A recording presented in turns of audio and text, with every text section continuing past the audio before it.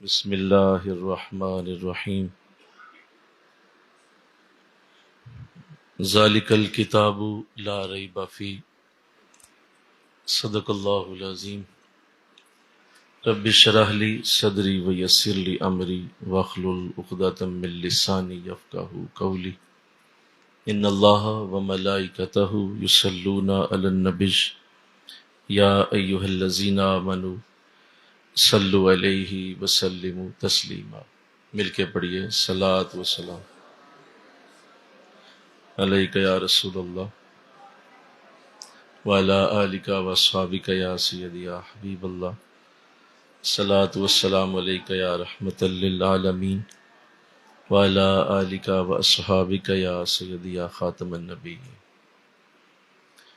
نہایت ہی معزز و محترم خواتین و حضرات، یہ بھی کھول لیں سارے نا، یہ کھول لیں سارے۔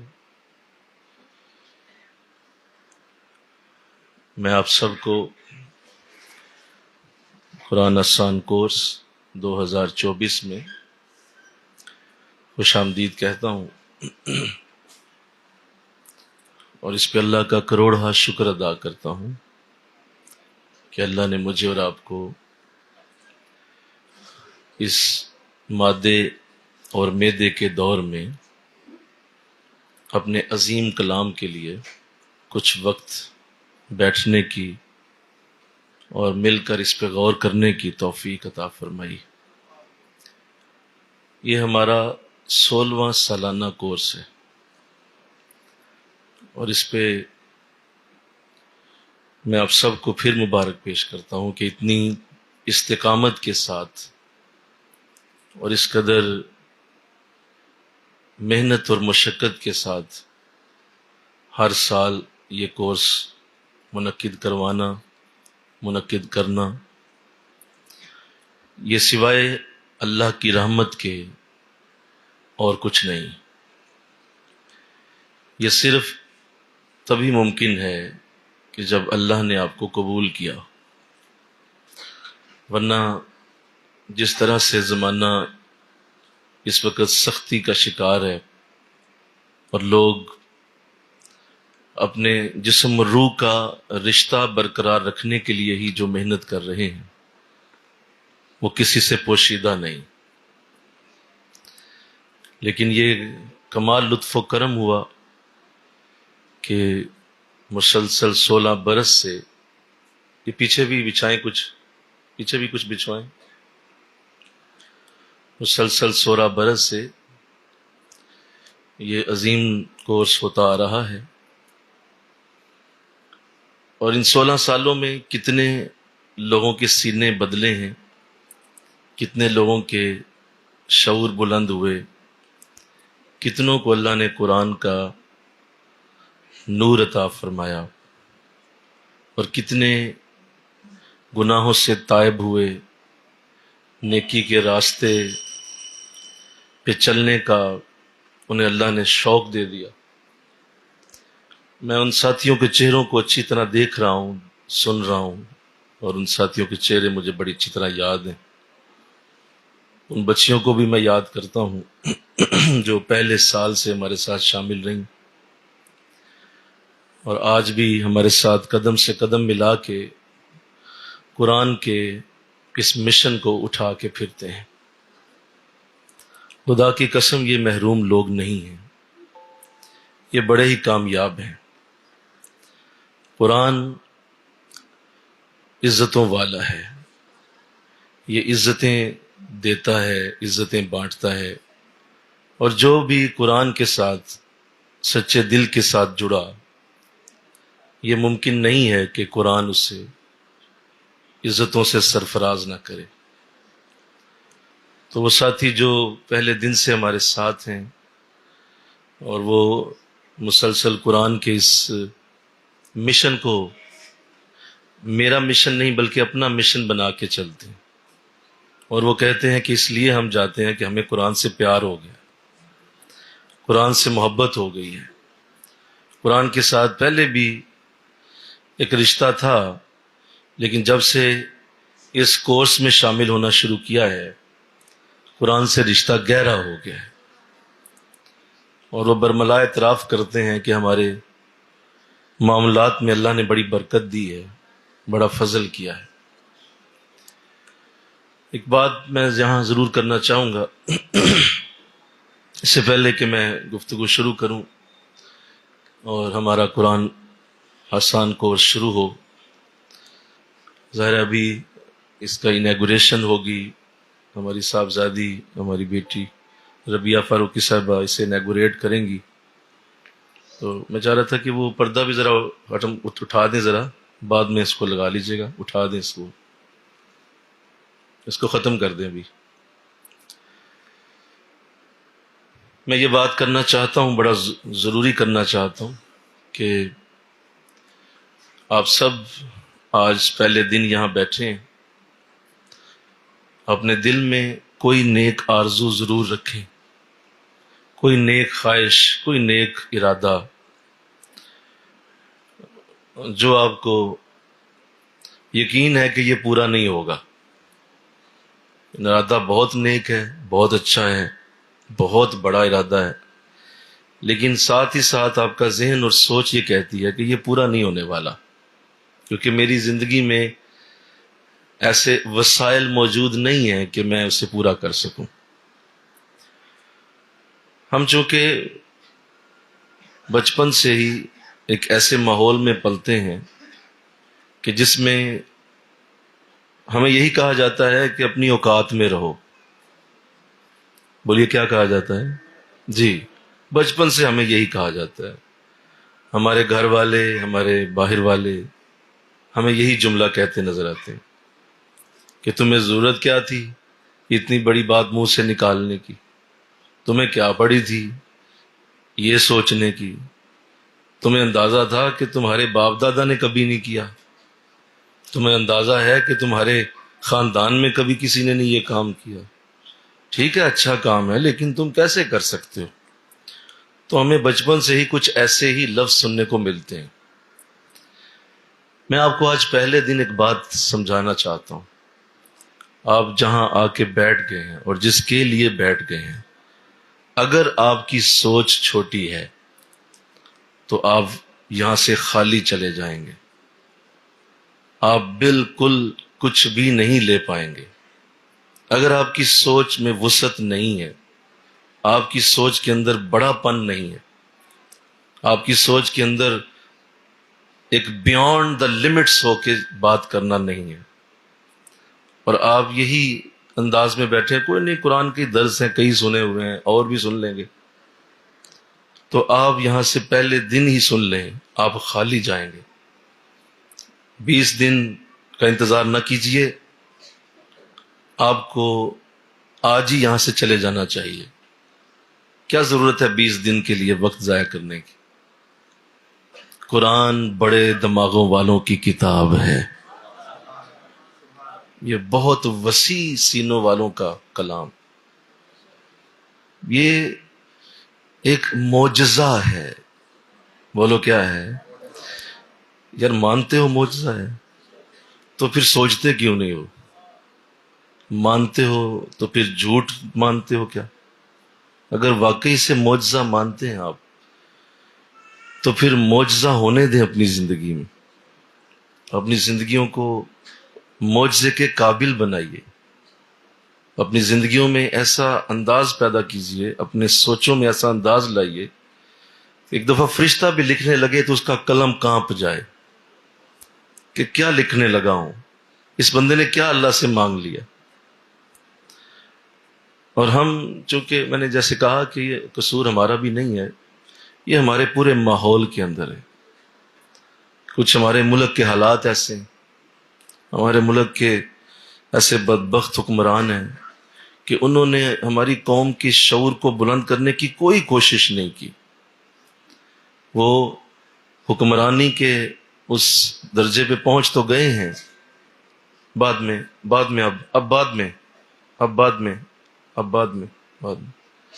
وہ حکمرانی کے اس درجے پہ پہنچ تو گئے ہیں، لیکن جو اصل میں حکمران کا کام ہے کہ وہ اپنی قوم کے شعور کو بڑا کرے، انہیں بڑا سوچنا سکھائے، انہیں بڑی سوچ دے۔ جو اصل میں حکمران کا کام ہے، ایک لیڈر کا کام، جو آقا دو جہاں صلی اللہ علیہ وسلم نے کیا، جو چاروں خلفاء کر کے گئے، جو صحابہ کرام کی سوچ ہوا کرتی تھی. اصل میں وہ لیڈر کا کام ہے کہ وہ بڑی سوچ پیدا کرتا ہے، تمہارے اندر وہ ڈال دیتا ہے کہ دیکھو سوچنے سے کوئی بل نہیں آئے گا، سوچنے سے کوئی تمہیں کچھ نہیں کہے گا، سوچنے سے تمہیں کوئی آ کے یہ نہیں پوچھے گا کہ تمہارا یہ سوچنا منع ہے، کوئی تمہیں نہیں کہے گا. سوچو، اپنے ذہن کے اندر، اپنی سوچ کے اندر بڑا بننے کی کوشش کرو. میں بارہا بار یہ سمجھاتا ہوں اور بارہا بار یہ کرتا ہوں کہ اگر میں نے اپنے شیخ سے کچھ سیکھا ہے تو وہ یہی ہے کہ اپنی سوچ کو بڑا رکھو، اپنی سوچ میں بڑے بنو. اگر آپ یہ نہیں کر پائیں گے تو کروڑ روپیہ بھی اگر آپ نے کما لیا تو آپ دھنیے کے اوپر لڑتے نظر آئیں گے، 10 روپے کٹ کر دے. دھنیا لیتے ہوئے آپ لڑ رہے ہوں گے سبزی والے سے، اس لیے کہ چھوٹی سوچ ہے ابھی بھی، اس سوچ کے اندر گندگی ہے، اس سوچ کے اندر بڑا پن نہیں پیدا ہوا. کروڑ روپیہ جناب نے کما لیا ہے، بڑے آپ ہو گئے اپنی نظر میں، اور آپ نے جو بڑا ہونے کا اصل رنگ ہے وہ نہیں. تو اس لیے آپ سے عرض کر رہا ہوں کہ آج پہلا دن ہے، اپنی سوچ بڑی کر لیں. انشاءاللہ کہہ دیں ذرا سا، بہت بڑی کر لیں. وہ بہت بڑا انداز ہونا چاہیے. آپ میں سے ہر ایک، آپ میں سے ہر کوئی جو اس وقت میرے سامنے بیٹھا ہے، چاہے وہ جس بھی عمر کے حصے میں ہے، میری بیٹیاں ہیں، جس بھی عمر کے حصے میں ہے، اپنی سوچ کے اندر بڑائی پیدا کریں. کیونکہ ابھی آپ قرآن سے ملنے لگے ہیں. انشاءاللہ 20 دن کی ملاقات ہے قرآن کے ساتھ. یہ قرآن سے 20 دن کا ایک مکالمہ ہے، قرآن کے ساتھ 20 دن کا ایک 1 to 1 ہے قرآن کے ساتھ. 1 to 1 میں تو گفتگو کروں گا ہی، لیکن آپ قرآن سے 1 to 1 ہوں گے. لہذا جب ایسا ہو جائے گا تو پھر خدا را قرآن آپ کو اوج ثریا پہ لے جانا چاہ رہا ہوگا، آپ زمین کی تہوں پہ بیٹھنے کی کوشش کر رہے ہوں گے. قرآن آپ کو شمال پہ لے جا رہا ہے، آپ جنوب میں جا رہے ہیں. قرآن کہہ رہا ہے نہیں مشرق کی طرف دیکھو، آپ مغرب دیکھ رہے ہیں. تو یہ وہ مسئلہ ہے جس سے قرآن کا فیض نہیں ملتا، قرآن کی برکت نہیں آتی. قرآن جیسی سوچ اپنے اندر لائیے اور قرآن جیسا انداز پہلے پیش کیجئے. اور آپ جب بھی آپ کسی بھی بڑے کے سامنے جب بیٹھتے ہیں، کوئی کسی ادارے کا ڈائریکٹر ہے، کوئی کسی ملک کا پریزیڈنٹ ہے، کوئی بڑا ہے، یا اپنے مرشد کے سامنے آپ بیٹھتے ہیں، تو آپ فوراً یہ دیکھتے ہیں کہ یہ میرے سامنے ایک بڑی شخصیت ہے. اب میں ایسی بات جو اپنے جیسے کے ساتھ کرتا ہوں وہ میں یہاں نہیں کروں گا، کیونکہ میرے سامنے ایک بڑی شخصیت بیٹھی ہوئی ہے، اور اس سے میں اسی طرح بات کروں گا جس طرح کا ان کا درجہ اور مقام ہے. ایسے ہوگا؟ بولو سارے. اسی طرح ہوگا نا کہ آپ کے سامنے جو بیٹھا ہے آپ اس سے اسی طرح بات کریں گے. اور اگر آپ نہیں کرتے تو اس کا مطلب ہے کہ آپ بے عقل آدمی ہیں. آقا اسلام نے ارشاد فرمایا کہ تم میں سے اس شخص کی عقل مکمل ہو گئی جسے یہ علم ہو گیا کہ اس کے سامنے کون بیٹھا ہوا ہے. اس کی عقل مکمل ہو گئی. حضور اسے کہتے ہیں وہ کامل عقل مند آدمی ہے جسے یہ علم ہے کہ سامنے کون ہے.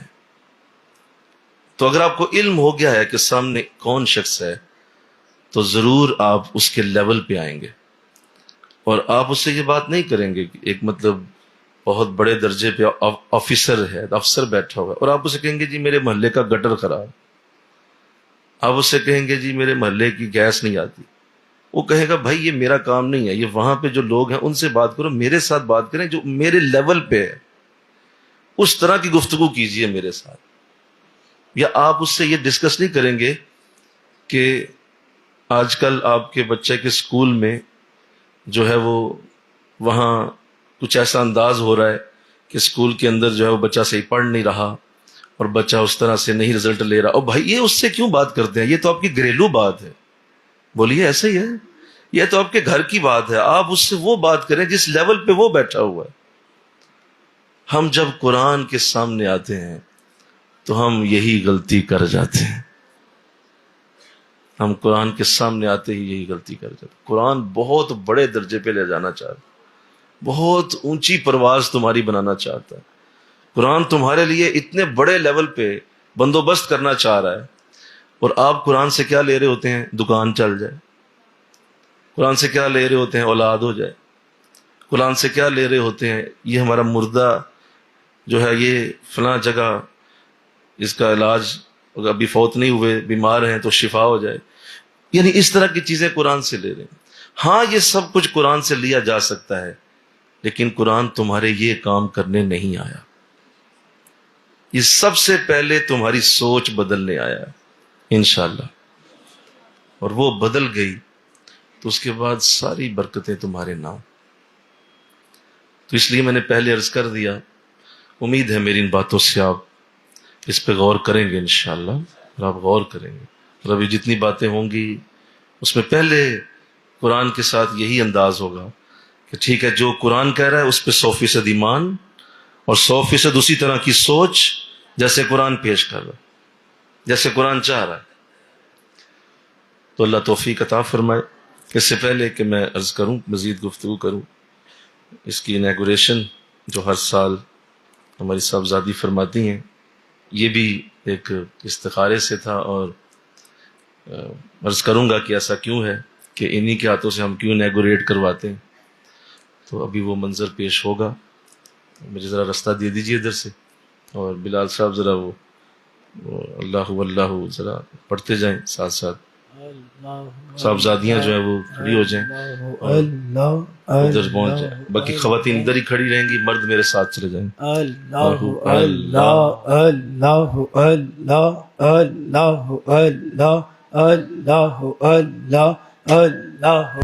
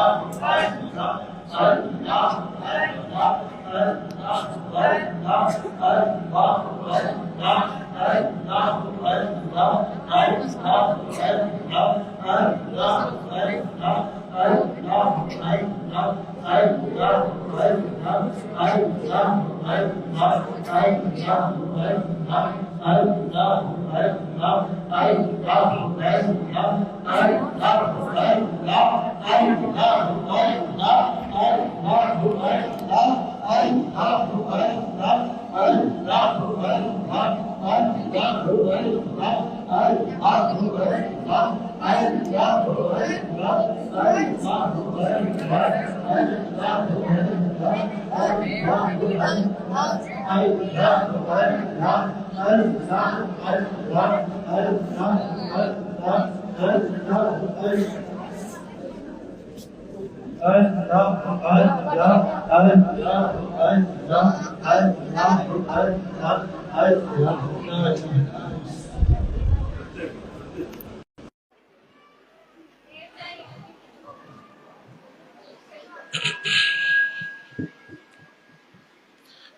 دے دیں ذرا مجھے، نوٹس۔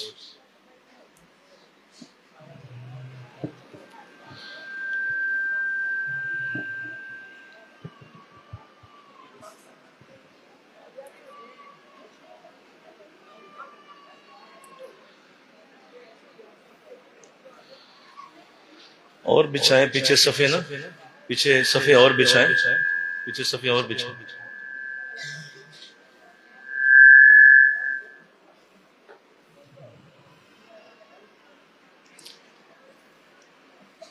چلو مجھے ایک دے دیں بس، ایک مجھے دے دیں بس، باقی بعد میں بیٹھ جاؤ۔ بسم اللہ الرحمن الرحیم۔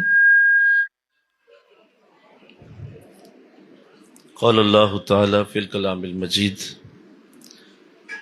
وَنُنَزِّلُ مِنَ الْقُرْآنِ مَا هُوَ شِفَاءٌ وَرَحْمَةٌ لِلْمُؤْمِنِينَ وَلَا يَزِيدُ الظَّالِمِينَ إِلَّا خَسَارًا۔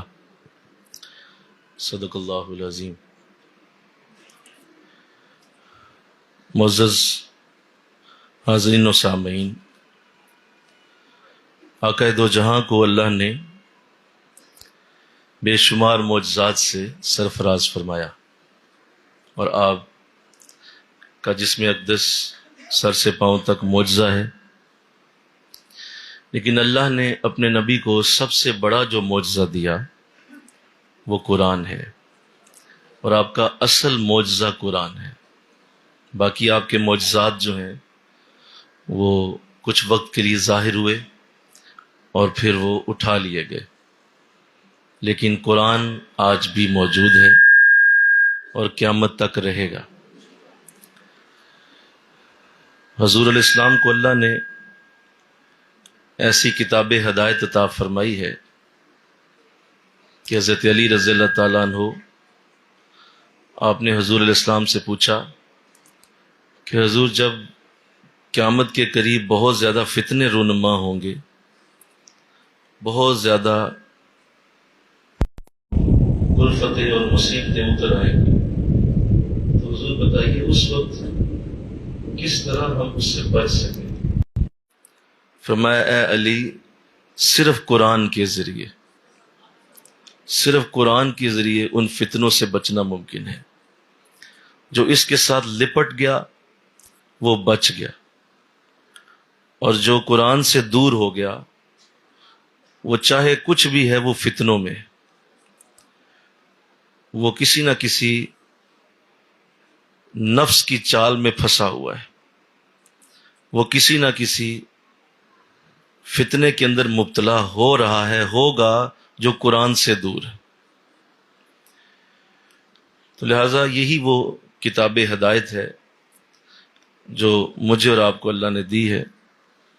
پھر آقا اسلام نے ارشاد فرمایا کہ قرب قیامت ایسا دور آئے گا جس میں مسجدیں نمازیوں سے خالی ہوں گی اور قرآن کو رسم کے طور پہ پڑھا جائے گا۔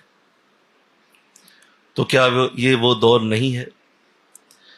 کیا یہ دور وہی نہیں ہے کہ جس میں قرآن رسم کے طور پہ پڑھا جاتا ہے، اور قرآن کے صرف الفاظ کو پڑھ کے اور قرآن کی صرف ظاہری لفظ کو پڑھ کے، تو قرآن کو پڑھنے کا، اپنے دل میں خوشی کا اظہار کر کے تو لوگ مطمئن ہو کے بیٹھ جاتے ہیں، اور وہ بالکل مطمئن ہیں کہ ہم نے قرآن پڑھا ہوا ہے۔ حالانکہ سادی سی بات ہے کہ آپ کا بچہ کسی اسکول میں پڑھتا ہو، اور وہ بڑا اچھا اسکول بھی ہو، آپ اس کی فیس بھی دیتے ہو، ہزاروں روپے فیس دیتے ہو آپ اس کی، اور جب وہ بچہ گھر آئے تو آپ اس سے صرف اتنا ہی پوچھ لیں کہ آج آپ نے کیا پڑھا ہے، تو وہ بتائے کہ آج میں نے انگلش کا یہ چیپٹر پڑھا ہے، تو آپ کہیں سناؤ، تو وہ سنانے لگے تو پڑھتا جائے پڑھتا جائے۔ آپ اس سے یہ کہیں یہ تو پڑھ ہی رہے ہو، یہ بتاؤ اس کا معنی کیا ہے، یہ جو بھی آپ نے انگلش کے پیراگراف کو پڑھا ہے تو اس کا معنی کیا ہے؟ تو وہ کہے جی ہمارے اسکول میں معنی نہیں بتائے جاتے، ویسے انگلش پڑھائی جاتی۔ تو یہ سادی سی بات ہے، آپ صبح ہی چلے جائیں گے اور جا کے کہیں گے کہ یہ کس طرح کا اسکول ہے جہاں صرف آپ الفاظ پڑھا رہے ہیں، اس کے معنی کو آپ مطلب کو نہیں بتا رہے۔ تو وہاں اس قدر آپ کی ٹینشن ہے، اور آپ کا وہی بچہ جوان ہو کے بوڑھا ہو گیا ہے، اور اس بچے نے صرف قرآن کے لفظ پڑھے ہوئے ہیں، اسے کسی معنی کو نہیں آتا، اسے کوئی معنی نہیں اس کا پتا، اسے اندازہ ہی نہیں ہے کہ یہ کیا پڑھ رہا ہوں۔ تو بتائیے اس پہ اگر آپ غور نہیں کر رہے، اور ہمارا پورا معاشرہ اس عظیم بیماری میں مبتلا ہے کہ اس پہ غور ہی نہیں ہے کہ عمر گزر گئی، آدھی عمر چلی گئی، بڑھاپا آ گیا، جوانی آ گئی، اور ابھی تک قرآن کے معنی اور مفہوم نہیں آتے، اور اس پہ کوئی کسی قسم کا خیال بھی نہیں ہے کہ یہ میرا اتنا بڑا فرض تھا کہ جو میں کرتا۔ اب وہ عرب ہو کے جنہوں نے حضور کی صحبتیں لی ہیں، کہ وہ اتنے اس خاص وقت میں حضور کے قریب رہے، کہ جنہوں نے حضور کا دور دیکھا اور آقا علیہ السلام کے زمانے کو پایا، حضور کے ساتھ نمازیں پڑھیں، حضور کے ساتھ انہوں نے بہت بڑے بڑے جہاد بھی کیے، آپ کے ساتھ انہوں نے جنگوں کا اور امن کا دور دیکھا۔ یہ اتنے قریب رہنے والے لوگ، انہیں کتنی ضرورت تھی کہ یہ جا جا کے حضور سے قرآن سمجھ کے اس کے اوپر پوری طرح دھیان کر کے تو پھر قرآن پڑھا کر، عرب ہو کر، جن کی اپنی زبان ہی عربی ہے، جن کو ٹرانسلیشن کی ضرورت ہی نہیں تھی۔ حضرت ابوبکر رضی اللہ تعالیٰ عنہ فرماتے ہیں کہ میں حضور سے جب قرآن کی کوئی آیت پڑھتا تو جب تک میں اسے پوری طرح سمجھ نہ لیتا میں اگلی آیت نہیں پڑھتا تھا، اگلی آیت تب پڑھتا جب مجھے پچھلی آیت کی سمجھ آتی۔ یہ عربوں کی بات، عرب جو ہیں ان کی بات سنا رہا ہوں۔ آخر ہمیں کب سمجھ آئے گی اس بات کی کہ قرآن کے الفاظ کو پڑھنا ہمارے لیے کافی نہیں ہے؟ ہم عرب نہیں ہیں، اور وہ عرب نہیں، عرب تھے پھر بھی قرآن سمجھتے تھے۔ بولیے، وہ عرب ہو کے قرآن سمجھتے ہیں، اور ہم بغیر سمجھے ہوئے قرآن پڑھتے چلے جاتے ہیں۔ یہ میں اس دن عرض کر رہا تھا ان سب ساتھیوں سے کہ افسر میں نا ابھی بھی کم از کم میری اپنی جو میری اسیسمنٹ ہے، یہ ابھی بھی میری اپنی ذات کو بھی سمجھ نہیں پائے صحیح طرح۔ کیوں؟ انہیں وہ نظر ہی نہیں آ رہا کہ حضرت قرآن کے تفسیر کو، ترجمے کو کتنی اہمیت دیتے ہیں، اور ان میں وہ ابھی وہ رمق نظر نہیں آتی کہ یہ قرآن کے ترجمے اور تفسیر کے لیے خود محنت کرتے نظر آئیں، اور یہ لگے ہوں کہ یار یہ کتنا ضروری کام ہے کہ جس کے لیے یہ کتنا ہمیں بار بار کہتے ہیں۔ سن لیں گے، نعرے بھی مار دیں گے، اور یہ بھی کہہ دیں گے واہ کیا بات ہے جی، لیکن کچھ ہی دنوں میں دیکھوں گا کوئی ایسی کوئی کوشش نظر نہیں آ رہی ہوگی کہ قرآن سمجھنے کی یا قرآن کے لیے کچھ اس طرح کا سیریس سنجیدہ کوشش شروع کی گئی ہو، وہ نظر نہیں آتی۔ تو مجھے لگتا ہے کہ شاید ابھی وقت لگے گا، مجھے لگتا ہے کہ یہ ابھی بھی اسی ذہن میں ہے کہ یہ تقریریں ہی ہیں، شاید یہ تو بچے پتہ چلے گا جب آنکھ بند ہو جائے گی۔ جب یہ آنکھ بند ہوگی تو اس وقت اندازہ ہوگا کہ کتنا کھپتے تھے وہ کہ یار پڑھ لو، تفسیریں پڑھو اس کی، اور اس کے پیچھے پڑھو، ذرا اس کے اوپر دھیان کرو۔ تو اللہ توفیق دے دے، انشاءاللہ کہہ دو ذرا، اللہ توفیق عطا فرمائے۔ پھر آقا علیہ السلام کو میں نے ابھی عرض کیا کہ حضور کو اللہ نے معجزات عطا فرمائے، تو معجزہ اصل میں وہ ہوتا ہے کہ جو نبی اس بات پہ کھل کے بات کر سکے کہ لاؤ اس جیسی کوئی چیز، اسے معجزہ کہتے ہیں۔ بولو، معجزہ کہتے ہیں ایسی چیز کو جس کے لیے نبی کھل کے بات کرے اور لائے، کہو لاؤ کوئی ایسی چیز لاؤ جو اس جیسی ہے، اسے معجزہ کہا جاتا ہے۔ آقا علیہ السلام نے اپنی زندگی میں بہت ساری چیزوں کو کفار کے سامنے رکھا۔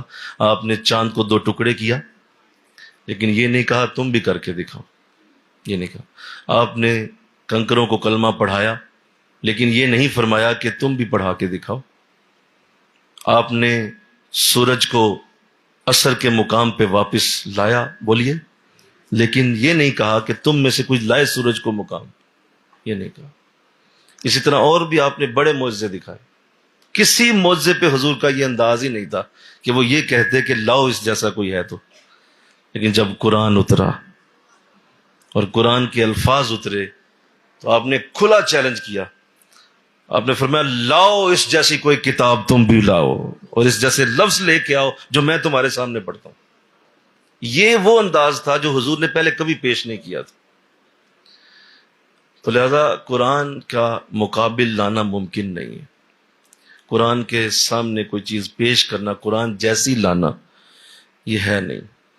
1400 سال سے قرآن کا یہ اعلان آج بھی ہو رہا ہے کہ کوئی ہے جو اس جیسی کوئی ایک صورت ہی بنا لائے، اور اگر نہیں لا سکتے ہو تو چلو کوئی ایک آیت ہی بنا لاؤ، ایک آیت بھی لاؤ گے تو ہمیں منظور ہے، لے آؤ ایک جیسی آیت، لے آؤ اس جیسی۔ نہیں لا 1400 سالوں سے نہیں لا سکے، دوبارہ کب لائیں گے؟ بلکہ اگر اس جیسی کتاب لانا ممکن ہوتا تو بزرگوں نے ایک جملہ لکھا ہے، بڑا خوبصورت ہے۔ بزرگ فرماتے ہیں اگر قرآن جیسا کچھ ممکن ہوتا تو بدر اور احد کی لڑائی کبھی نہ ہوتی۔ اصل میں وہ لا ہی نہیں سکے تھے اس جیسی کوئی چیز، اس لیے بدر لڑی کہ ہمارے پاس اب مقابلہ کوئی نہیں اس کا، کسی طرح مسلمانوں کو ختم کر دو۔ احد لڑی کہ کسی طرح مسلمانوں کو ختم کرو، کیونکہ ہمارے لیے قرآن کا مقابلہ کرنا ممکن نہیں۔ تو یہ لڑائیاں ہوئی ہی تب ہیں کہ وہ ایسا کوئی کلام لا ہی نہیں سکے، اور نہ کبھی کوئی لا سکتا ہے۔ قرآن آج بھی اسی طرح روشنیاں بانٹتا ہے، قرآن آج بھی اسی طرح رحمتیں اتارتا ہے، فضل اتارتا ہے، کرم اتارتا ہے، اور قرآن کا چیلنج آج بھی برقرار کہ اس کا وجود، اس کا آنا، یہ اللہ کے وجود کی بھی دلیل ہے۔ کیونکہ اگر اتنا بڑا اعلان جو کتاب کوئی بھی کرے کہ ذالک الکتاب لا ریب فیہ، یہ وہ کتاب ہے جس میں کوئی شک نہیں، یہ اعلان اتنا بڑا ہے کہ اس کے پیچھے 3 لوگوں کی اور 3 شخصیات کی وجود کی عکاسی ہوتی۔ ذالک الکتاب لا ریب فیہ، یہ وہ کتاب ہے جس میں کوئی شک نہیں، یہ کتاب کہہ رہی ہے اس میں شک نہیں ہے، تو جس نے بھیجا اس میں بھی کوئی شک نہیں ہے، جو لایا اس میں بھی کوئی شک نہیں ہے، جس پہ اترا اس پہ بھی کوئی شک نہیں ہے۔ یعنی قرآن 3 چیزوں کی صداقت پہ دلیل بنتا ہے، یہ اللہ کے وجود کی دلیل ہے۔ اگر کلام موجود ہے تو کلام والا بھی موجود ہے۔ بھئی میں یہ بات کر رہا ہوں نا تو میرے الفاظ اس بات کی عکاسی ہیں کہ ان کے پیچھے کوئی شخصیت ہے۔ اگر یہاں دروازے کے پیچھے کوئی سن رہا ہو تو وہ ضرور سمجھ جائے گا کہ اندر کوئی ہے جو بول رہا ہے، کوئی تو اندر بیٹھا ہے جو بات کر رہا ہے۔ تو اگر جب قرآن پڑھا جاتا ہے تو تمہیں اس بات کا یقین آ جانا چاہیے کہ اس کے پیچھے خدا ہے تو قرآن موجود ہے۔ اگر وجود خدا کا ہی نہ ہو تو اس کا کلام کیسے ہے؟ یہ ہو ہی نہیں سکتا۔ تو یہ کلام خدا وجود خدا کی بھی دلیل ہے، اور پھر یہ فرشتوں کے سردار جبریل علیہ السلام کی بھی دلیل ہے، کیونکہ ڈائریکٹ نہیں اتارا۔ حضرت جبرائیل علیہ السلام درمیان میں آپ کو یہ توفیق ملی اور آپ حضور تک یہ لے کے آئے، اور اللہ کے رسول کو اللہ نے اس عظیم کلام کا امین بنایا۔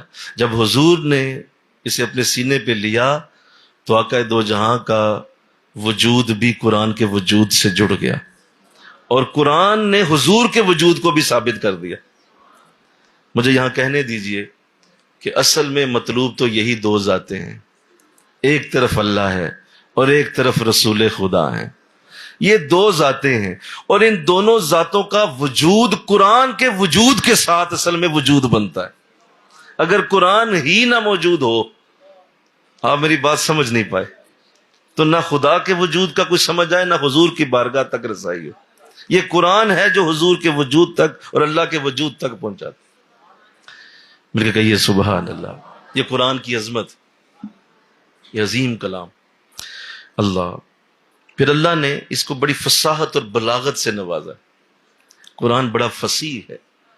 فصیح کہتے ہیں ایسا لباس اور ایسا انداز اور ایسا بولنے کا سٹائل کہ ایک ایک لفظ علیحدہ علیحدہ سمجھ آئے. اسے کہتے ہیں فصاحت. یعنی آپ جب قرآن پڑھتے ہیں تو قرآن کے الفاظ کا یہ بہت بڑا پروٹوکول ہے کہ آپ نے ہر لفظ کو علیحدہ پڑھنا ہے. کسی لفظ کو آپ مکس نہیں کر سکتے دوسرے لفظ کے ساتھ, علیحدہ پڑھا جائے. یہ فصاحت کا شاہکار ہے. اتنی خوبصورت فصاحت دنیا کی کسی کتاب, کسی لینگویج, کسی زبان کو حاصل نہیں جو قرآن کی زبان کو اللہ نے عطا فرمایا. یہ فصیح ہے. بلکہ سنو یہ اتنا فصیح ہے جو اسے پڑھتا ہے یہ اسے بھی فصیح بنا دیتا ہے. اس کی زبان بھی فصاحت والی ہو جاتی. ایک ایک لفظ ایسے لگتا ہے موتیوں میں پرو کے کوئی بول رہا ہے, اور یوں لگتا ہے جیسے کوئی موتیوں کی لڑی ہے جس میں سے ایک ایک ہیرا علیحدہ علیحدہ چمک رہا ہے, نظر آتا ہے. یہ قرآن ہے اور فصاحت اس پہ ختم ہے. دوسرا ہے یہ بلاغت ہے. بلیغ مطلب بہت بڑی بات دو لفظوں میں بیان کرنا, یہ صرف قرآن کے اندر ہے. بس بہت بڑا مطلب بیان کرنے کے لیے جہاں آپ کو کئی جملے بولنے پڑے, کئی پیراگراف لکھنے پڑے, کئی صفحے بات کرنے پڑے, تب کہیں قاری کو جا کے سمجھ آئے قرآن 2 جملوں میں سمجھا سکتا ہے, 2 لفظوں میں. اسے بلاغت کہتے ہیں. یہ بلیغ ہے. بلیغ مطلب بہت بڑی بات کو چھوٹی بات. اسی لیے 6666 آیتیں بس. حالانکہ پوری کائنات کی لائبریریاں کھولو, کروڑوں اربوں کتابیں لکھی گئیں, لیکن قرآن کے سامنے لا کر انہیں رکھو, قرآن کی ایک آیت ان پہ بھاری ہوگی, کیونکہ یہ بلیغ کلام ہے. یہ سامنے والے کو بلاغت بھی دے دیتا ہے. اس لیے جو لوگ قرآن زیادہ اچھا پڑھتے ہیں, قرآن سمجھتے ہیں, اور قرآن کے لیے ان کے انداز ذرا ڈیٹیل میں چلے جاتے ہیں, گہرائی میں, تو آپ دیکھیں کہ ان کی باتیں بھی چھوٹی ہو جاتی ہیں اور بلاغت والی ہو جاتی ہیں. اس کائنات میں سب سے بڑا سمجھنے والا قرآن کریم کو واقع 2 جہاں کی ذات کریمہ ہے. اور حضور کی باتیں ذرا دیکھو کتنی چھوٹی. انما الاعمال بالنیات, سارے عملوں کا دار و مدار نیتوں پہ ہے. 4-5 لفظ ہیں لیکن پوری زندگی اور پوری آخرت اس پہ سمو دی.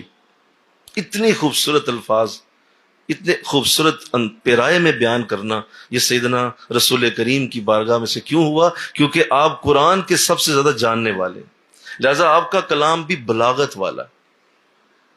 لہذا قرآن بلاغت عطا کرتا ہے. یہ فصاحت اور بلاغت کا شاہکار ہے. حضرت لبید رضی اللہ تعالیٰ عنہ جو بہت بڑے شاعر تھے اور حضور اسلام کی بارگاہ میں حاضر ہوئے تو شاعری بڑی اچھی کرتے تھے. اسلام لانے سے پہلے بھی بہت اچھی شاعری کرتے تھے, اور صحابہ میں مشہور تھا کہ یہ شخص شاعری کا خدا ہے, اس کو بہت اچھی شاعری آتی. صحابہ کہتے ہیں تیرے جیسا شاعر نہیں دیکھا. تو بیٹھے ہوئے تھے حضور کی بارگاہ میں, لیکن آقا اسلام اس وقت موجود نہیں تھے, اٹھ کے کہیں گئے تھے. صحابہ بیٹھے ہوئے تھے. صحابہ فرمانے لگے یار جب تک حضور نہیں آتے تو کوئی اچھے شعر ہی سناؤ, تیری شاعری بڑی اچھی ہے تو کوئی اچھی شاعری کلام سنائیے. مسکرا کے فرمایا آباد القرآن, کیا قرآن کے بعد بھی کوئی شاعری ہو سکتی ہے؟ قرآن جیسا نظم بھی کہیں ہو سکتا ہے؟ قرآن جیسی ترتیب بھی کوئی لائی جا سکتی ہے؟ مجھ سے اگر شاعری کی بات کرتے ہو تو آؤ میں تمہیں قرآن سناتا ہوں, تم مجھ سے قرآن سنو, وہ شاعری سے بھی کہیں بڑا. لہذا یہ بہت خوبصورت کلام ہے اور اس کے اللہ نے خوبصورتی کو ہمیشہ بڑھایا ہے, اور یہ ہر آنے والے دن اس کی خوبصورتی بڑھتی جا رہی ہے اور یہ کمی نہیں آ رہی. بولو نا, ہر آنے والا دن قرآن مزید خوبصورت ہوتا جا رہا ہے, اور اچھے قاری پیدا ہو رہے ہیں, اور اچھے قرا حضرات آ رہے ہیں دنیا میں جو بڑے بڑے خوبصورت الفاظ, بڑے بڑے اعلیٰ انداز میں قرآن پڑھ رہے ہیں. اللہ پھر اللہ نے اس کو ایک خاصیت دی ہے. سنیے, میں قرآن کی خاصیت آپ کے سامنے رکھتا ہوں. قرآن کی ایک بہت بڑی خاصیت ہے, وہ یہ ہے کہ یہ زمانے کے بہترین لوگوں کو اپنی طرف کھینچ لیتا ہے. یہ ذرا جملہ بول دو یار، ذرا بول دو، وہ آخر والے بولے۔ یہ زمانے کے بہترین لوگوں کو اپنی طرف کھینچ لیتا ہے۔ یہ ممکن نہیں ہے کہ کوئی بہترین نہ ہو اور قرآن کے قریب آ سکے، یہ کبھی نہیں ہوگا، نیور۔ قرآن کے قریب آنے کے لیے تمہیں پہلے یہ جھاڑ جھاڑ کے صاف ستھرا کرے گا، پھر قرآن کے قریب تم آؤ۔ لہذا یہ ایسا کلام ہے کہ جس کلام کے اندر یہ خوبی ہے کہ یہ مقناطیس کی طرح ان لوگوں کو کھینچتا ہے جو بہترین سینوں کے مالک ہیں۔ اور اس کے اندر اللہ نے ایسی کشش رکھی ہے کہ یہ ممکن نہیں کہ اگر تمہارا دل اللہ نے صاف پیدا کیا ہے تم ضرور قرآن کی طرف کھنچاؤ گے، چاہے عمر کا کوئی بھی حصہ ہو، جوانی ہو، ادھیڑ عمر ہو، بڑھاپا ہو، مرنے سے پہلے اگر تمہارا دل صاف ہے، یہ ہے ہی نہیں لکھا کہیں کہ قرآن تمہیں نہ کھینچ لے یا قرآن کی طرف تمہاری توجہ نہ ہو۔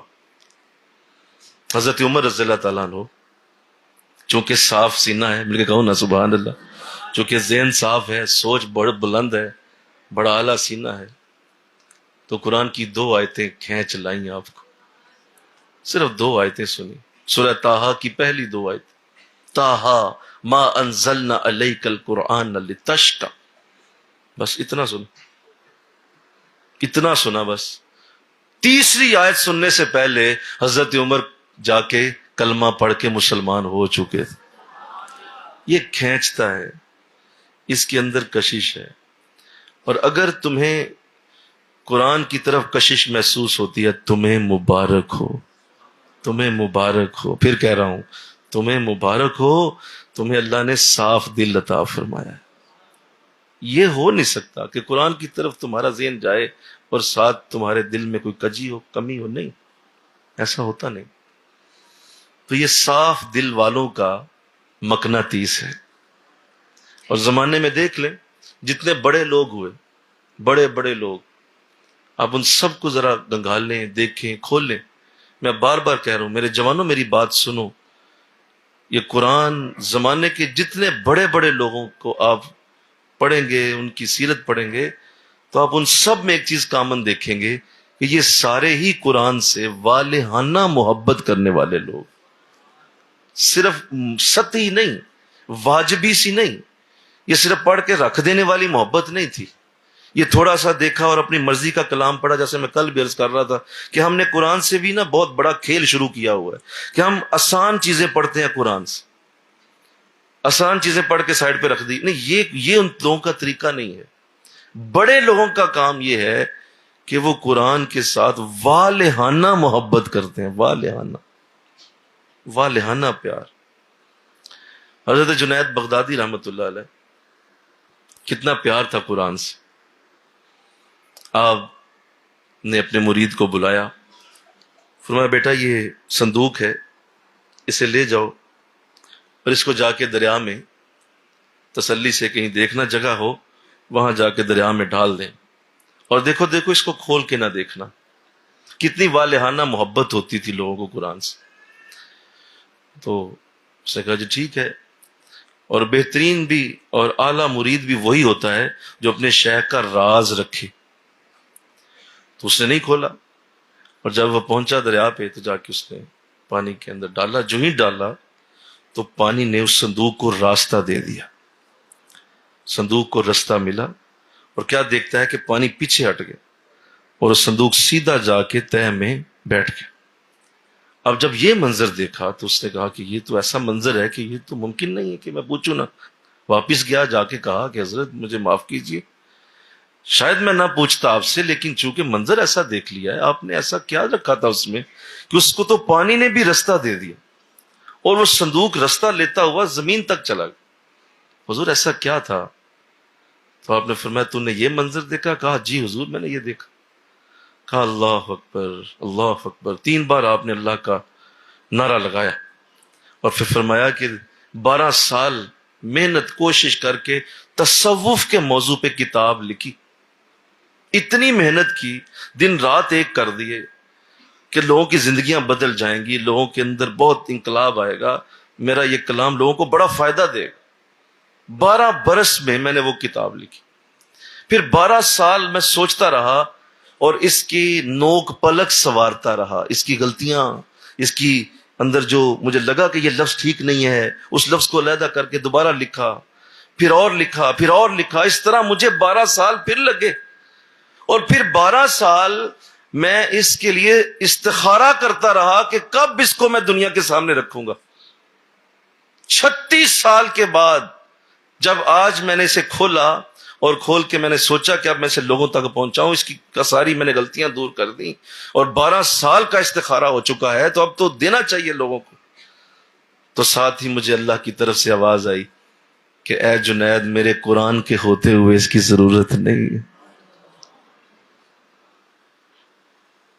اس لیے میں نے کہا مولا تیری بات پوری ہو کے رہے گی. 36 سالوں کی محنت میں نے دریا کے حوالے کر دی کہ قرآن کے ہوتے ہوئے کسی کتاب کی حاجت نہیں ہے، کسی کتاب کی ضرورت ہی نہیں ہے. قرآن سب سے زیادہ سمجھانے والا، بتانے والا، بلکہ ہاتھ پکڑ کر اللہ کی بارگاہ تک پہنچانے والا ہے. میری کتاب یہ کام نہیں کر سکتی. لوگ پڑھیں گے ضرور، اللہ تک کیسے پہنچیں گے؟ قرآن انہیں پہنچا بھی دے گا. بہت بڑی کتاب. ہم اتنے ہی اس سے غافل ہیں، ہم اتنے ہی قرآن سے دور ہیں اور اتنا ہی قرآن کے ساتھ ہمارا کوئی تعلق نہیں.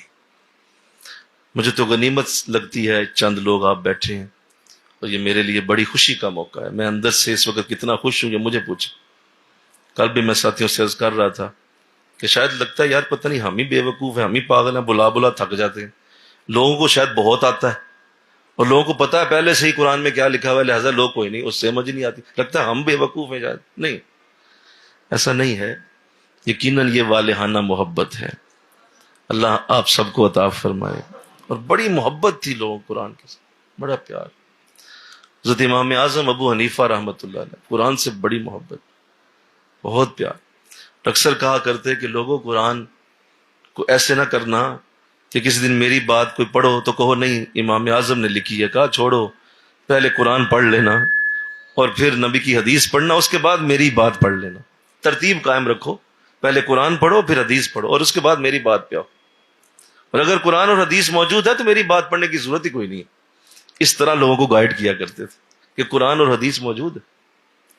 اللہ، اور اتنا قرآن سے پیار تھا، اتنی قرآن کے ساتھ آپ کی ایک شغف رہا قرآن کے ساتھ کہ جب وصال ہوا تو آپ کے چہرے مبارک پہ قرآن کی آیتیں ابھر کے سامنے آ گئیں. ماتھے پہ قرآن ابھر آیا، ہتھیلیوں پہ قرآن ابھر آیا، آپ کے گال مبارک پہ قرآن کی آیتوں کے نقش ابھر آئے، ہونٹوں پہ قرآن ابھر آیا. لوگوں نے کہا یہ ایسا منظر تو کسی آج تک. کہا اتنا قرآن پڑھتے تھے کہ آج اس قرآن کو راستہ ملا، باہر آ کے اس نے اپنا دیدار بھی کرا لی. اتنی محبت قرآن کے ساتھ.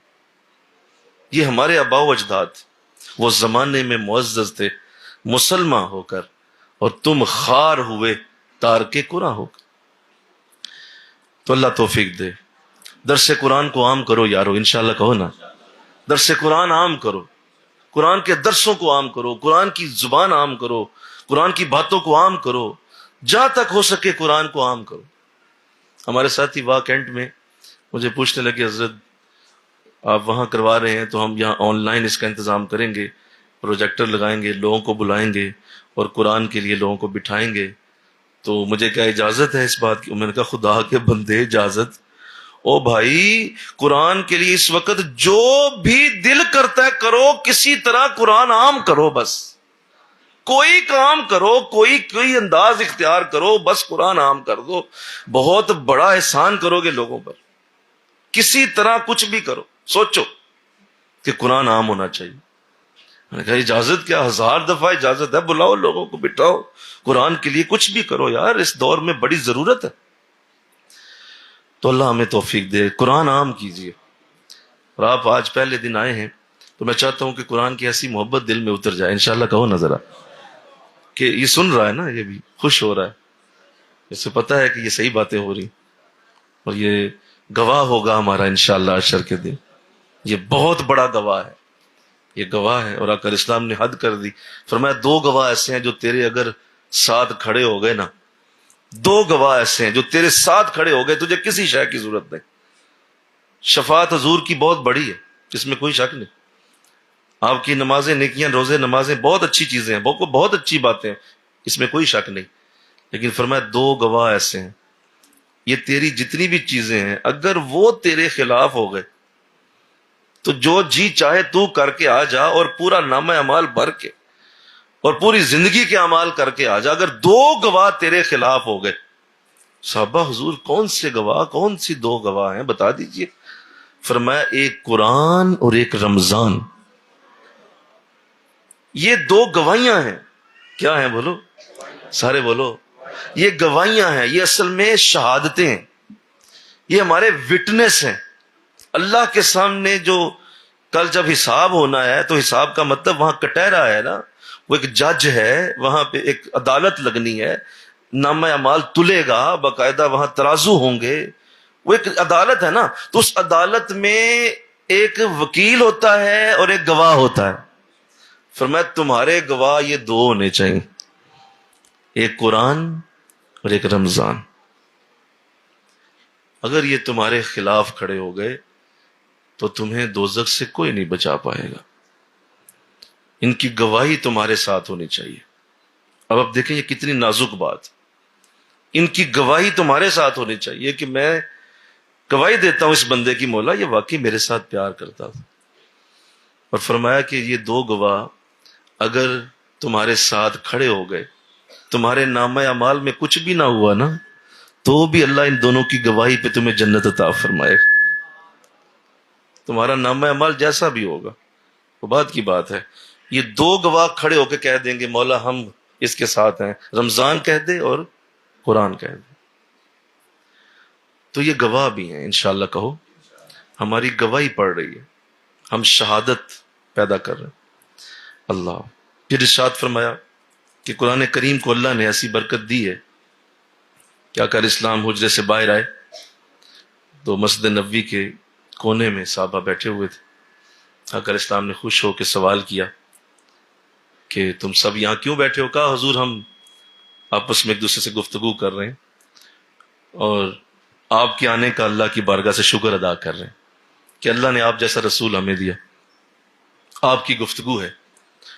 تو فرمایا اچھا کیا تم سب گواہی دیتے ہو کہ میں واقعی اللہ کا رسول ہوں؟ کتنا سادہ سا سوال ہے، بولو کیا تم سب گواہی دیتے ہو کہ میں اللہ کا رسول ہوں؟ فرمایا ہاں حضور ہم گواہی دیتے ہیں کہ آپ اللہ کے رسول ہیں۔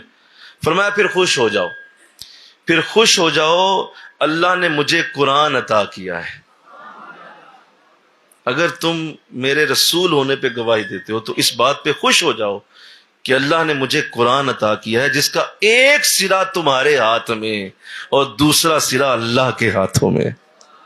خوش ہو جاؤ اس بات پہ، حضور نے کہا خوش ہو جاؤ کہ قرآن تمہیں دیا گیا ہے، قرآن تمہارے پاس۔ اللہ پھر آگے ارشاد فرمایا، پھر حضور نے قرآن کی تعریف فرمائی۔ سننا چاہتے ہیں جی؟ صاحب قرآن قرآن کی تعریف کر رہا ہے، میں کروں، کوئی اور کرے، ہزار لوگ کریں، ٹھیک ہے اچھے الفاظ ہو سکتے ہیں، لیکن حضور کے الفاظ جیسا کوئی جوڑ نہیں ہو سکتا جو آپ نے قرآن کی پھر تعریف فرمائی۔ فرمایا یہ حکمت والا ذکر ہے، یہ حکمت والا ذکر ہے، یہ صراط مستقیم ہے، یہ وہ ہے جس کے ہوتے ہوئے نفس کی خواہشیں تمہارا کچھ نہیں بگاڑ سکتی، کوئی بھی نفس کی خواہش تمہیں نقصان نہیں دے گی اگر قرآن تمہارے پاس ہے۔ فرمایا کوئی لاکھ زبان کو موڑے، قرآن کو اس سے کوئی فرق نہیں پڑے گا، لاکھ قرآن کو زبان کو موڑ کے پڑھنے کی کوشش کرے، قرآن اپنی جگہ مستحکم ہوگا۔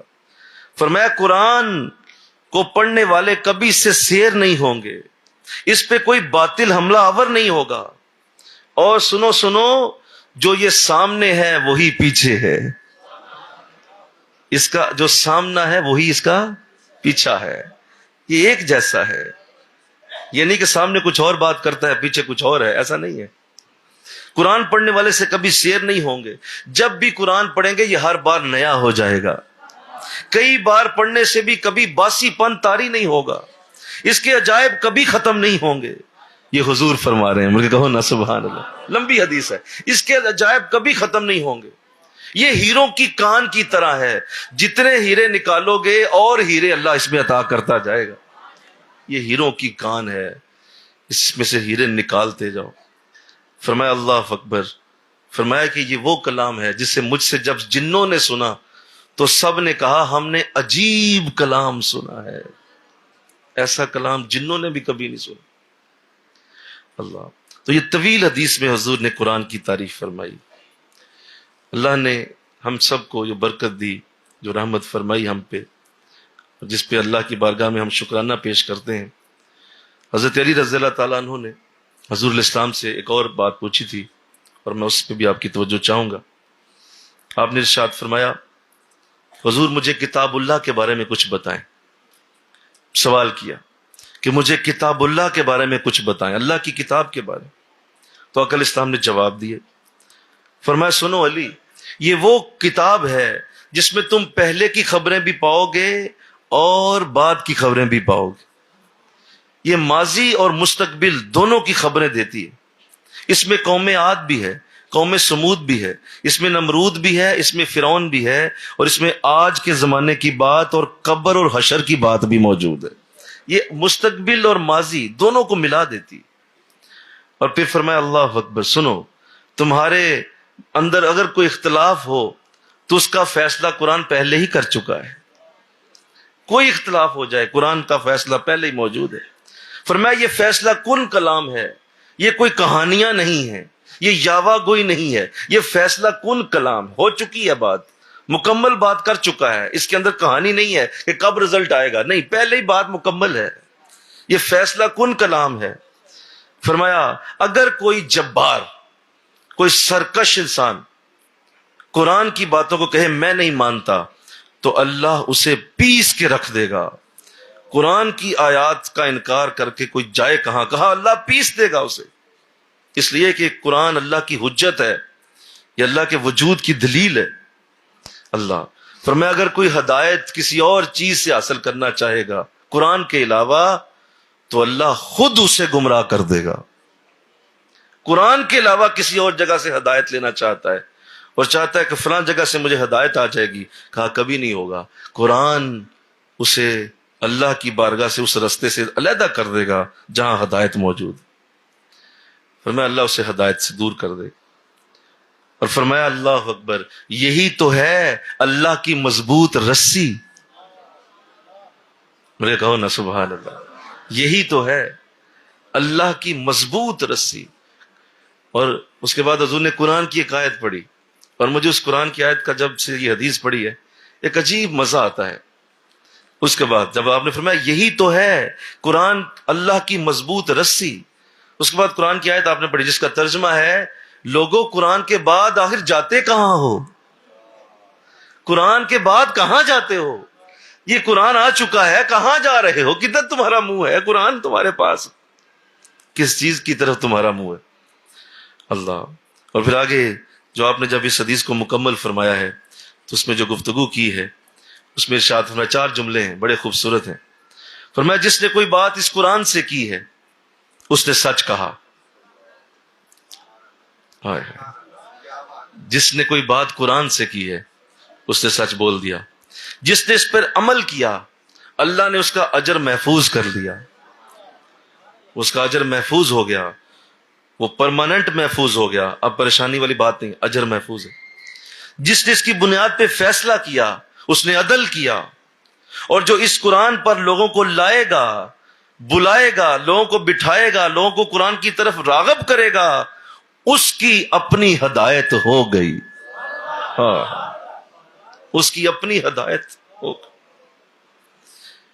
جو قرآن پہ لوگوں کو لائے گا، جو قرآن کی طرف کھینچے گا، جو قرآن کی طرف لوگوں کو توجہ کرائے، ان کی منتیں کرے گا، قرآن کے لیے ان کے لیے کہے گا، ان کے ترلے کرے گا، ان کے پاؤں پکڑے گا اور آؤ قرآن کی طرف. فرمایا اللہ اس کی ہدایت کا بندوبست لازمی کر دے، اسے تسلی دے دو جا کے. وہ جو آئیں گے ان کی ہدایت ہو نہ ہو، ان کی ہدایت کا بندوبست ہو نہ ہو کوئی پتہ نہیں، لیکن جو بلائے گا، بولو سارے بولو، اس کی ہوگی، اس کی ہدایت ہو. اسے ضمانت دے دو جا کے تو کامیاب ہو گیا۔ اب دیکھیے قرآن کی طرف بلانا کتنا ضروری ہے، قرآن کی طرف لوگوں کو لے کے آنا کتنا ضروری ہے کہ اللہ کا رسول ان لوگوں کے آنے کی کوئی گارنٹی نہیں دے رہا، ان لوگوں کے آنے کی بیٹھنے کی کوئی گارنٹی نہیں، کہا ہاں جس نے بلایا ہم اس کو ضمانت دے رہے ہیں اس کی ہدایت ہو، اس کے لیے انتظام پورا۔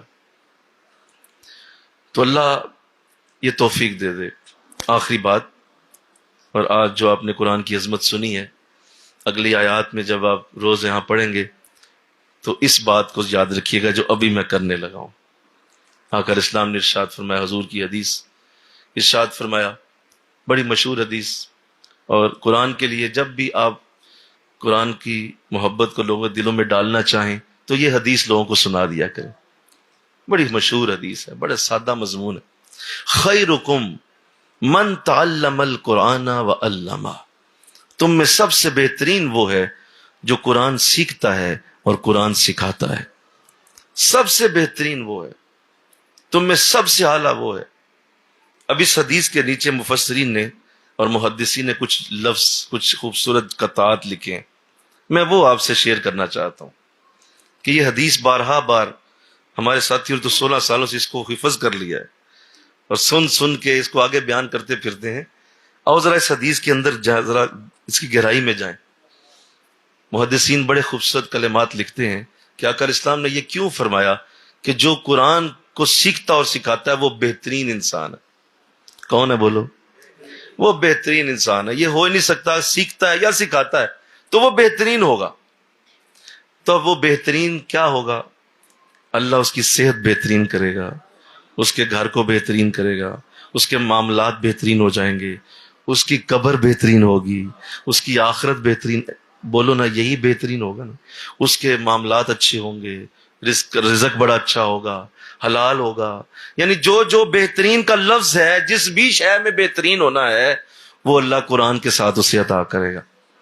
یہ بہترین ہونے کا اعزاز خود حضور دے رہے ہیں۔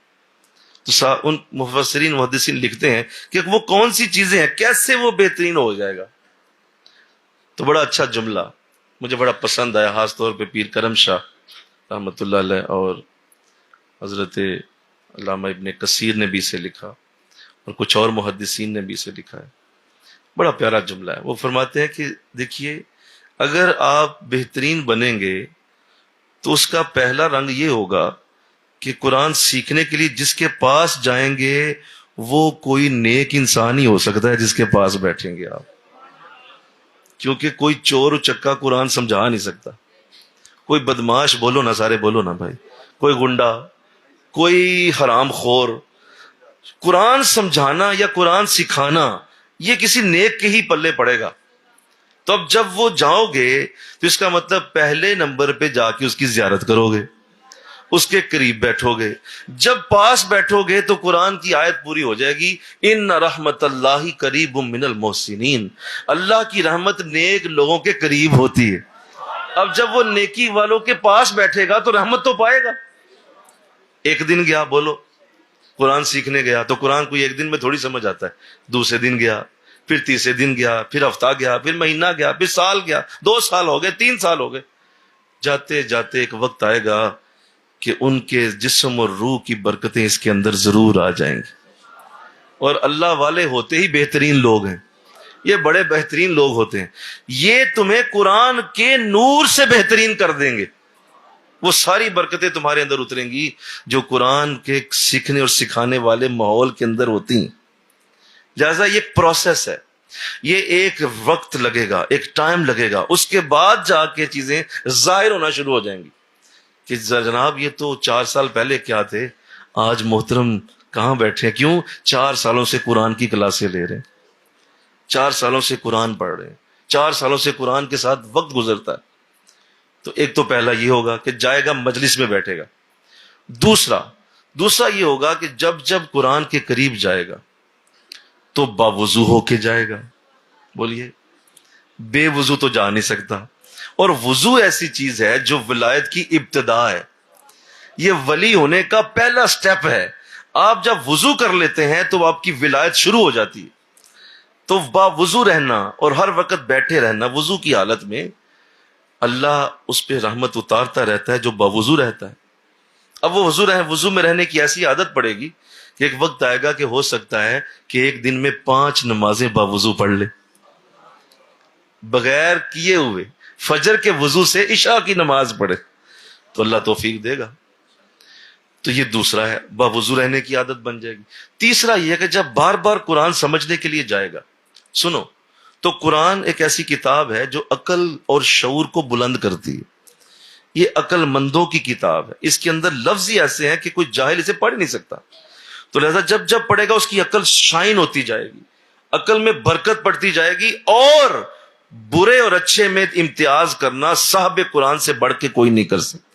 اسے پتا چل جائے گا کون سا میرے معاملے میں خطا برا ہے اور کون سا کام اچھا ہے. وہ اچھائی اور برائی میں تمیز آ جائے گی, یہ اللہ اسے عطا فرمائے. تو بتاؤ, جس کو یہ دونوں چیزیں سمجھ آ جائیں کہ اچھا برا کیا ہے, تو بتاؤ زندگی تو سنور گئی نا. اس وقت کون سی چیز میرے حق میں بہتر ہے, کون سی اچھی نہیں ہے, اس سے بڑی کیا نعمت ہے تمہیں پتا ہو. یہ قرآن سکھائے گا.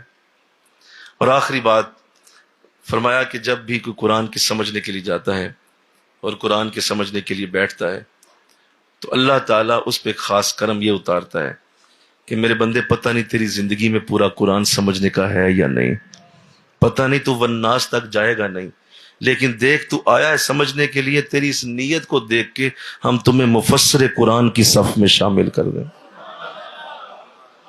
تو بھی قرآن کا مفسر, جتنی سمجھ آئی اتنا مفسر تو ہے کہ نہیں, بولو نا, اور بولو نا بھائی. اگر اتنا ہی کسی کو آپ نے صرف اتنا ہی بتا دیا ذالک الکتاب لا ریب کا, بھائی مانا آج میں نے یہ سمجھا کہ یہ اس میں مانا ہے, تو مفسر تو آپ بھی بن گئے نا کہ نہیں بنے. آپ اس درجے کے مفسر تو آپ بھی ہیں, بے شک چھوٹا درجہ ہے ابھی, لیکن درجے کا مفسر تو بنے. تو بتائیے, جس کو اللہ نے مفسر قرآن بنا دیا ہو, اس کے لیے اور کیا اعزاز حشر میں ہوگا, قبر میں ہوگا. تو یہ ساری چیزیں قرآن سے جڑی ہیں.